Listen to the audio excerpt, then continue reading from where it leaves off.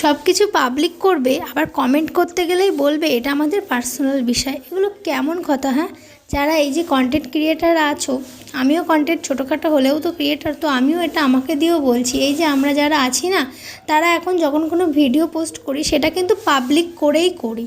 তো যখন একটা কিছু পোস্ট হয়ে যাচ্ছে তার মানে এটা পাবলিকের কাছে পৌঁছচ্ছে। আর কমেন্ট অপশান যখন অন আছে তখন তাদের রাইট আছে তাদের কিছু কমেন্ট করা। পাবলিক মানে কমেন্ট করার রাইট আছে। দেখো, ঘরের মধ্যে যখন ঝগড়া হয় তখন সেটাকে আমরা পার্সোনাল বলি, কিন্তু যখন সেটা বাইরে বেরিয়ে যায় তখন কিন্তু সেটা অবশ্যই পাবলিক হয়ে যায়।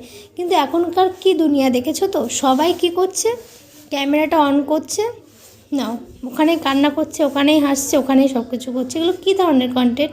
হ্যাঁ, টাকা ইনকাম হয় আমিও জানি, টাকা ইনকামের জন্য নিজেদের সব কিছু খুইয়ে দেবো, সব কিছু পাবলিক করবো, তারপরে যখন কেউ কিছু বলবে তখন সেটা কী বলবো, পার্সোনাল। এটা কেমন ধরনের কথা? এটা কেমন ধরনের মূর্খামি? এটা মূর্খামি ছাড়া আমার মনে হয় কিচ্ছু না।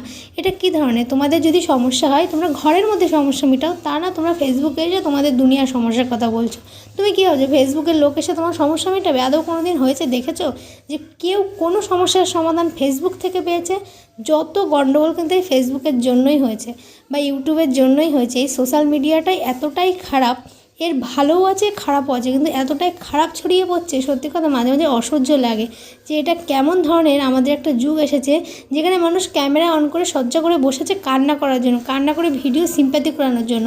সিম্প্যাথি তো পাচ্ছে, তার সাথে কত গালাগালি, কত রকম খারাপ কথা এগুলো পাচ্ছে।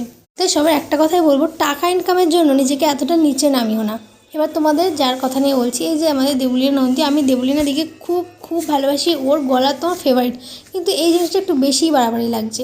দেবলীনা দি, তোমাকে একটা কথাই বলতে চাই, আমি জানি আমি খুব ছোটো একটা মানুষ, আমার কথা তোমার কাছে পৌঁছবেও না, কিন্তু নিজেরও তো রাগ হচ্ছে, তাই তোমাকে একটা কথাই বলতে চাই, সংসার করতে গেলে না এসব ছোটোখাটো ব্যাপারে ঝামেলা হতেই থাকে।